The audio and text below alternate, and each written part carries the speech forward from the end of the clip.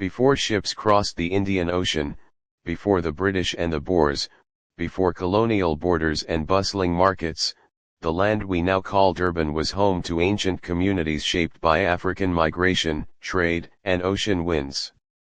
Archaeological evidence shows that the KwaZulu-Natal coastline was inhabited for thousands of years by Nguni-speaking people, ancestors of today's Zulu.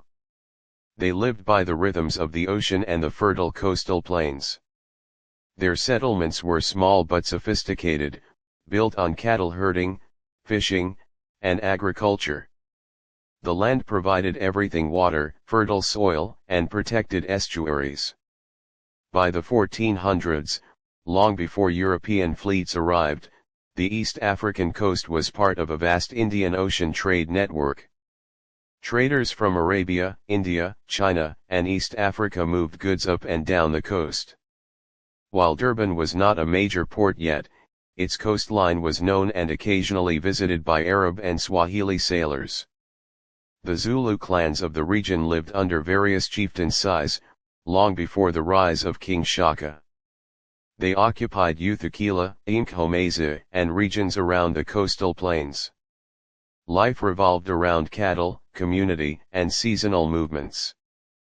But everything changed in 1497, when a Portuguese explorer named Vasco da Gama spotted the Bay of Natal on Christmas Day, unknowingly setting the stage for Durban's global destiny.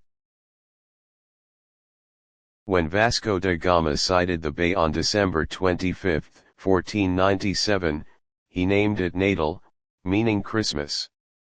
Though the Portuguese didn't settle permanently, their arrival marked Durban's entry into world history.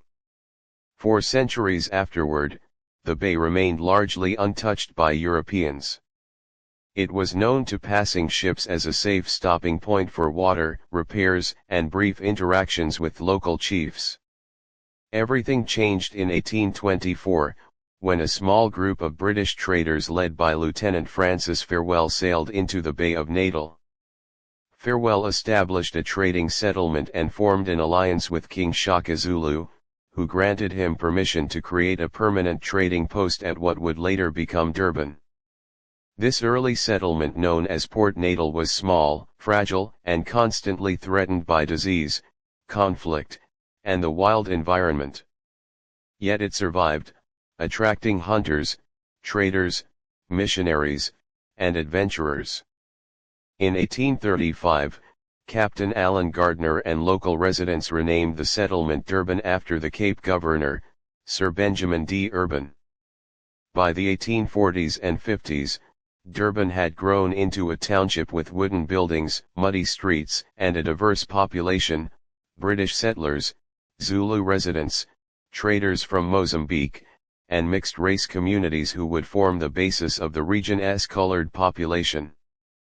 But Durban's future changed permanently in 1843, when the British annexed Natal, setting the stage for an economic revolution. The mid-1800s brought an era of transformation. Once the British formally annexed Natal, they envisioned Durban as a future gateway for trade.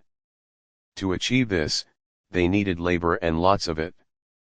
In 1860, the first group of Indian indentured laborers arrived in Durban aboard the Truro. Over the next 51 years, more than 150,000 Indians arrived, working primarily on sugarcane plantations. Many remained after their contracts ended, establishing what would become one of the largest Indian communities outside India. Their arrival changed Durban forever culturally, economically, and socially.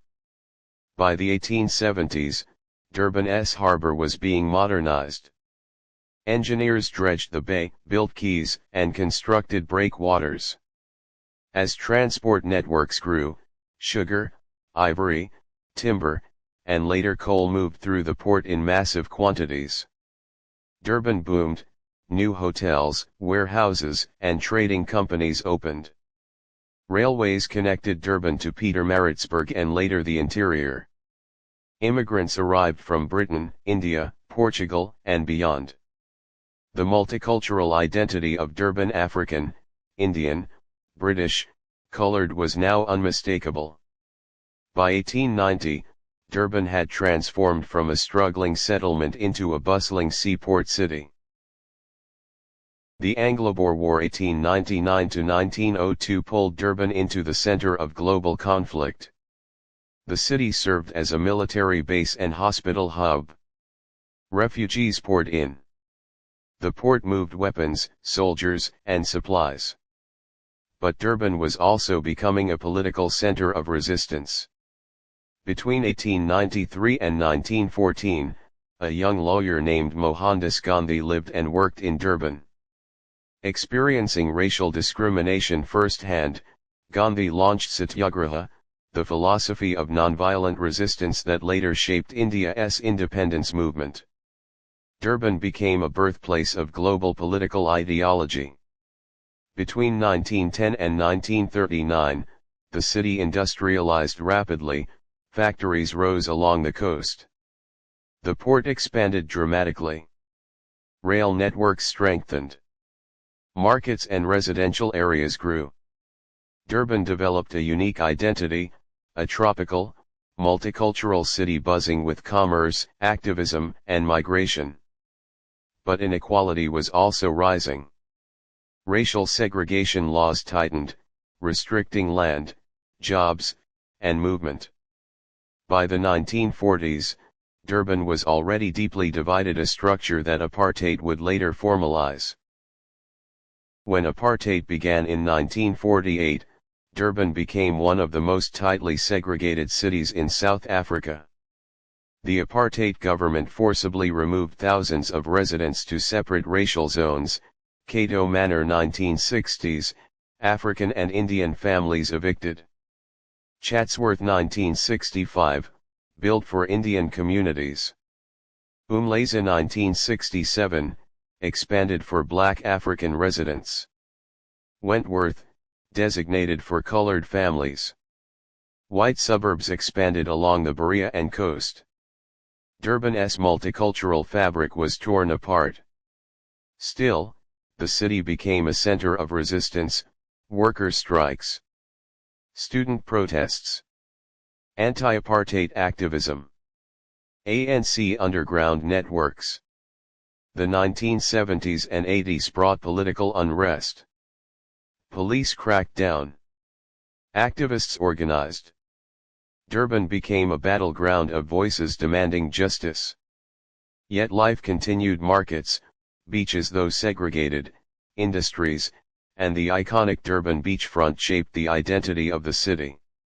When apartheid began to fall in the early 1990s, Durban stood on the edge of a new era. With democracy in 1994, Durban transformed again, this time into an African megacity. The city expanded, Ushaka Marine World 2004. Moses Mabhida Stadium 2010. Modernized port terminals. Expanded beachfront promenade. Durban became South Africa's largest port. Second biggest industrial hub. Home of Africa's biggest Indian community. Tourist capital of KwaZulu-Natal. The city embraced its identity: warm, tropical, diverse. Zulu culture, Indian traditions, modern African urban life, and colonial influences blend into one of the richest cultural tapestries in the world. Durban has challenges: inequality, political conflict, unemployment, and urban decay in some areas, but it continues to reinvent itself, surviving storms, floods, and economic shifts. From a quiet coastline to a global port city, Durban's journey is one of resilience and identity.